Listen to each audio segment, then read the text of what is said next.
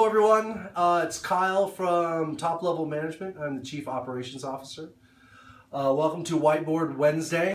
Topic for today, something near and dear to my heart, is why should we care about culture? And there's a lot of talk about having great culture and what that means, and I think we've all had experience with poor culture, and then there are certain companies that ring true in our minds that may have great culture. Google comes to mind. There's a ton of different companies out there that allegedly have great culture. The one thing that you have to realize, you have to work at it. It just doesn't happen, and you have to work at it every single day. So I'm going to give you an easy way to think about culture, but there's a lot of work behind it. So it's a mathematical equation. So if we wanted to quantify what is great culture, how do you get there? Some people like measurement. Better moods equal better performance. It's a mathematical equation. You think about when you come to work and you're in a great mood, you get a lot done. You come to work not in a great mood and things don't go quite as well. But culture can definitely help you in your quest to achieving performance and things like that. So the first thing we're going to talk about, there's 4 steps today. Number 1 is hiring people who fit your culture. Part of the important understanding in that is you got to understand what your culture is, right? You work real hard at top level. We work real hard creating a great culture for people to work in, and you can think about possibly hiring that one person that isn't a good fit. We just hired an individual here, and during the interview process, I told all the candidates that 50% of the hiring decision will be based on, are you a good fit? So if you think about the fit in this sentence, the importance of that is making sure that person aligns with your mission, your vision, your values, aligns with the attitude in the office and the people that work there. One of the things we did during the interviews, we had the group this person would be managing actually interview that individual. So they actually had a say in that too. It was important that they felt like they were a good fit too. So it was one of the bigger hires we've had in top level history. So hiring a person that fits your culture, there's a bunch of different things you can do to make sure that person could be a part of that culture. Take them out to lunch, have them meet the team, a bunch of different types of interviews. Just spending some time with that individual, understanding what they like to do, could help make sure they're a good fit with your culture. Number 2, I mentioned this quickly, having employees know the values and mission of the company.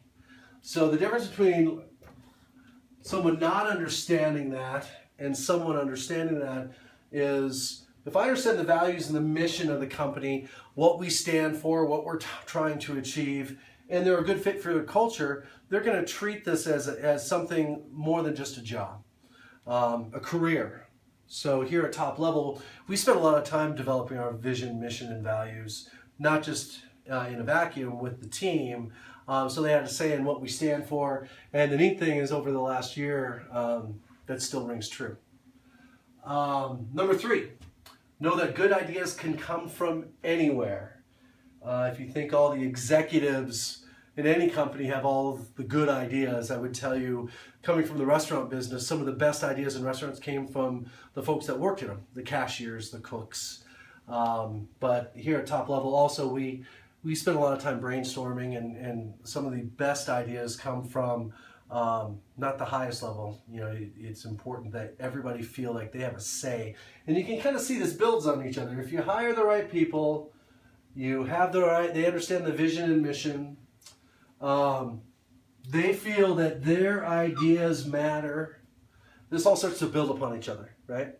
And the 4th one, and you can see how this all kind of comes together, realize you're a team, not a bunch of individuals.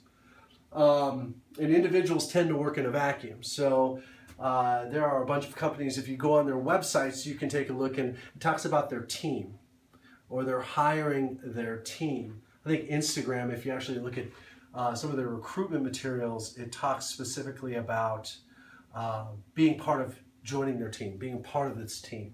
So there isn't any talk about this word at Top Level We spend a lot of time talking about team, but doing team things, right? So it's a very flat organization. So when you think about how you put all these things together, this is the result, right? We all want better performance out of the group that we work with, our team. If they're in a better mood, obviously we've all had those days where we're just in a great mood and we just get things done and we feel good about it. It all builds into why should we care about the word culture. The culture's key here, right? So hiring the right people, making sure they understand the vision and mission, understand that their ideas matter, and realize that you're a team, not a bunch of individuals. So there are, and if you Google great culture on the internet, a million different articles. But if you're thinking about starting something and building a culture from the ground up, it's a bunch of work, but this is a great way to look at it. Or you're in a company that you want to continually improve your culture, these are great questions to ask yourself. So that's why we should care about culture. It's all about better performance. Once again, my name is Kyle. I work for Top Level Management, and we'll see you on the next one.